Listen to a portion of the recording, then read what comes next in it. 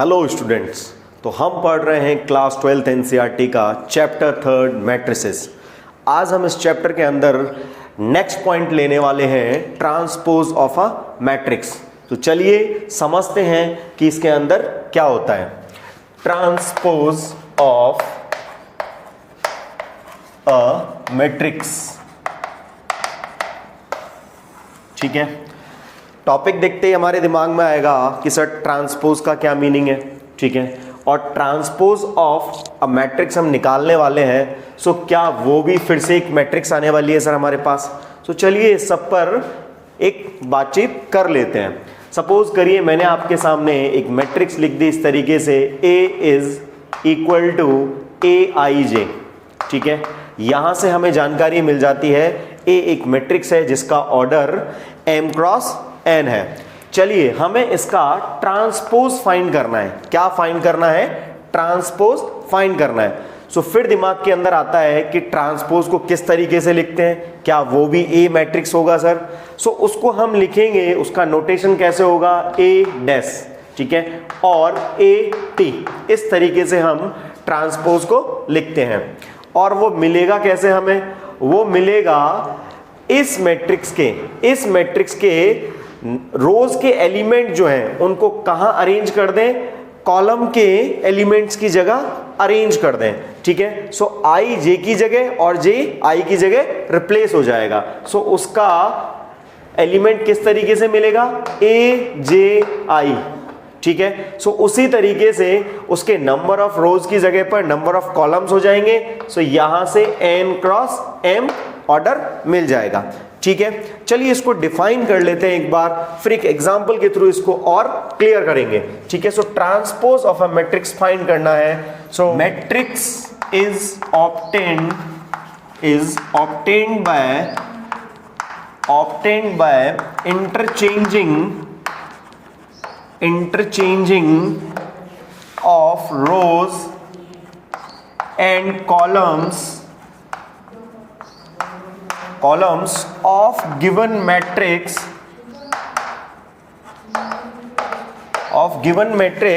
is known as transpose of that given matrix, ठीक है। ये क्लियर हो जाता है हमको कि मैट्रिक्स ऐसा एक मैट्रिक्स जो हमें उस मैट्रिक्स के रोज और कॉलम्स को इंटरचेंज करने के बाद में मिल रहा है, ठीक है। सो ये एक मैट्रिक्स था हमारे पास में, उसके रोज और कॉलम्स को मैंने इंटरचेंज कर दिया। सो मेरे पास एक नया मैट्रिक्स आ गया। सो ये जो मैट्रिक्स है, जो नया मैट्रिक्स है, it is known as transpose of this given matrix, ठीक है। यहां तक हमको क्लियर हो गया है, ठीक है। तो चलिए आगे बढ़ते हैं। मैंने एक मैट्रिक्स ले लिया B इस तरीके से, 4 2 -5 3 7 6, इस तरीके से हमारे पास एक मैट्रिक्स है B, ठीक है। हमें इसका ट्रांसपोज फाइंड करना है। तो चलिए देखते हैं किस तरीके से आएगा। B डैश और BT। सो अभी हमने क्या देखा है? हमने देखा है सर रो को इंटरचेंज कर दो कॉलम में, ठीक है। सो ये रो 1 लिया, इसको क्या बना देंगे हम? 4 2 -5। यहां से रो सेकंड लिया, इसको बना देंगे 3 7 6, ठीक है।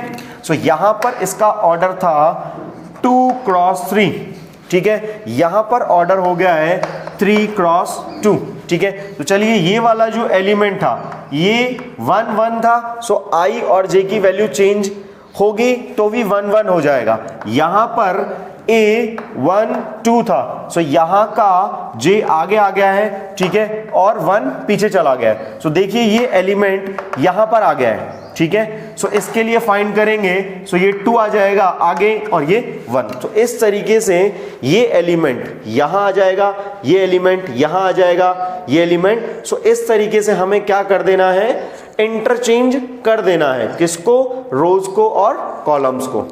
ओके बच्चों, हमारे पास नेक्स्ट पॉइंट है properties of transpose of the matrices, ठीक है। सो ट्रांसपोज ऑफ मैट्रिसेस अभी हमने देखा है, उससे रिलेटेड कुछ प्रॉपर्टीज हैं वो हम यहां डिस्कस करेंगे, ठीक है। सो फर्स्ट प्रॉपर्टी है AT, ठीक है।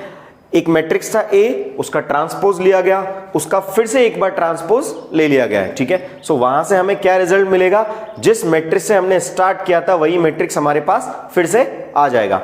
सेकेंड प्रॉपर्टी है हमारे पास ए मैट्रिक्स, उसके अंदर किसी स्केलर को मल्टीप्लाई किया गया है के को, उससे हमें एक मैट्रिक्स मिली, ठीक है। उस मैट्रिक्स का हमने ट्रांसपोज निकाला, ठीक है। उससे हमें वही रिजल्ट मिलेगा जो हमें ए का ट्रांसपोज और के को मल्टीप्लाई करने से मिलेगा, ठीक है।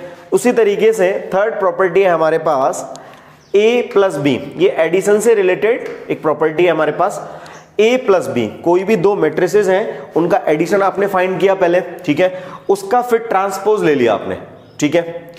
उसका जो रिजल्ट होगा वो सेम रिजल्ट होगा किसके, ए का ट्रांसपोज ले लें आप पहले, फिर बी का ट्रांसपोज ले लें और उनका एडिशन फाइंड कर लें, ठीक है। सो थर्ड प्रॉपर्टी ये हो जाती है हमारी। उसी तरीके से हमारे पास फोर्थ प्रॉपर्टी है मल्टीप्लिकेशन से रिलेटेड, ठीक है। दो मैट्रिसेस हैं हमारे पास, उनका हमने मल्टीप्लाई किया, उनका प्रोडक्ट जो हमें मैट्रिक्स देगा उसका हमने ट्रांसपोज फाइंड किया, ठीक है। उसका जो रिजल्ट आएगा, ठीक है, यहां पर थोड़ा सा चेंज हो जाता है वैल्यू में। देखें आप A T, so A T को बाद में लिखा गया है और बी टी को बाद में स्टार्टिंग के अंदर लिखा गया है। सो हमने पहले भी डिस्कस किया है ए टी और बी टी इस तरीके से नहीं लिख सकते हैं इसको, क्योंकि हमने देखा है कि ये प्रोडक्ट ऑफ मैट्रिसेस जो होता है वो कम्यूटेटिव लॉ को फॉलो नहीं करता है, ठीक है। सो यहां पर आप थोड़ा ध्यान रखें, ठीक है। तो चलिए इन्हीं पर बेस्ड कुछ एग्जांपल्स हैं एनसीईआरटी के अंदर, उन्हें डिस्कस करते हैं। ओके बच्चों, ये है हमारे पास एग्जांपल। इफ ए एक मैट्रिक्स दी हुई है, बी भी एक मैट्रिक्स दिया हुआ है हमें, और हमें ये वेरीफाई करने हैं। सो ये प्रॉपर्टीज पर बेस्ड प्रॉब्लम्स आ गई हमारे पास। तो हमें क्या करना है, सबसे पहले फर्स्ट लेते हैं, यहां हमें करना है ए का ट्रांसपोज लेना है, ठीक है। ए का ट्रांसपोज लेना है तो ये रहा हमारे पास, ए का ट्रांसपोज ले लेते हैं ए डैश। सो यहां से हमारे पास मिल जाएगा, रो को कॉलम बना दें 3√3 2, ठीक है। उसी तरीके से 4 2 0, ठीक है, ठीक है। सो हमारे पास ए डैश आ गया है।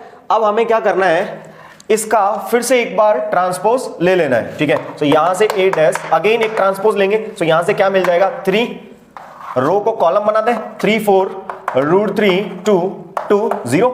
सो हम क्या देख रहे हैं, ये तो फिर से वही मैट्रिक्स आ गई है, ठीक है। सो हमने फर्स्ट जो है उसको वेरीफाई कर दिया है। सो सेकंड है, सेकंड के अंदर हमें क्या करना है, सेकंड के अंदर हमें ए प्लस बी पहले एडिशन फाइंड करना है इनका, फिर उसके बाद उसका ट्रांसपोज ले लेना है, ठीक है। तो हम क्या करेंगे, सबसे पहले a प्लस बी का एडिशन यहां फाइंड कर लेते हैं। सो a प्लस बी का एडिशन हो जाएगा, बता दें, ये हो जाएगा 5, यहां से हो जाएगा √3 -1, यहां से हो जाएगा 4, यहां से 5, यहां से 4 और यहां से 4, ठीक है। इस तरीके से हमारे पास a प्लस बी आ गया है। तो चलिए a प्लस बी का ट्रांसपोज ले लेते हैं। सो a प्लस बी इसका ट्रांसपोज लेंगे। सो यहां से हो जाएगा 5√3 -1, ये हो गया 4, ये हो गया 5 4 4, ठीक है। सो a प्लस बी का हमने ट्रांसपोज, तो हमने इसका लेफ्ट हैंड साइड फाइंड कर लिया है। उसी तरीके से हमें राइट हैंड साइड फाइंड करना है। सो मैं इसका यहां ट्रांसपोज ले लेता हूं। सो 80, वैसे ये ऑलरेडी हमने किया हुआ है, ये रहा एक बार। सो हम b का ट्रांसपोज ले लेते हैं। सो b का ट्रांसपोज लेंगे आप। सो यहां से आ जाएगा हमारे पास 2 -1 2 1 2 4, ठीक है, क्लियर है, ठीक है। सो हमारे पास, मैं इसको यहां लिख देता हूं, ये हो जाएगा b डैश 2 -1 2 1 2 4, ठीक है। सो हमारे पास b डैश आ चुका है, ये a डैश हमारे पास ऑलरेडी है। इन दोनों का एडिशन हम निकाल लेते हैं। इन दोनों का एडिशन हमें क्या मिल रहा है, सो मैं इस तरफ इसको फाइंड कर लेता हूं। सो a डैश और b डैश का सम, ठीक है। सो यहां से बोलिए, ये हो जाएगा 3 2 5, ठीक है। यहां से ये 3 2 5, ये 4 1, ये हो जाएगा हमारे पास 5, ये √3 -1 √3 -1, ये 2 2 4 हो जाएगा, और ये 2 2 4 हो जाएगा, और ये 4 4, ठीक है। सो यहां पर a प्लस बी का ट्रांसपोज आ चुका है, और यहां a ट्रांसपोज और b ट्रांसपोज आ चुका है। सो इस तरीके से हमने सेकंड कंडीशन जो है उसको भी वेरीफाई कर लिया है, ठीक है। सो चलिए नेक्स्ट थर्ड को भी यहां डिस्कस कर लेते हैं।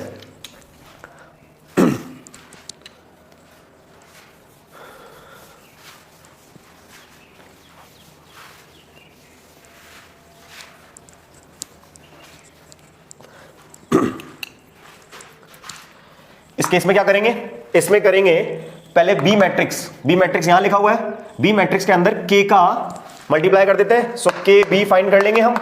सो उसके अंदर हर एलिमेंट के अंदर के का मल्टीप्लाई 2k माइनस के 2k, यहां हो जाएगा के 2k एंड 4k। ठीक है, इस तरीके से हमने के बी फाइंड कर लिया, उसका हमें ट्रांसपोज लेना है। सो ये हमने कर दिया के बी ट्रांसपोज। सो यहां से हो जाएगा 2k माइनस के 2k के 2k 4k।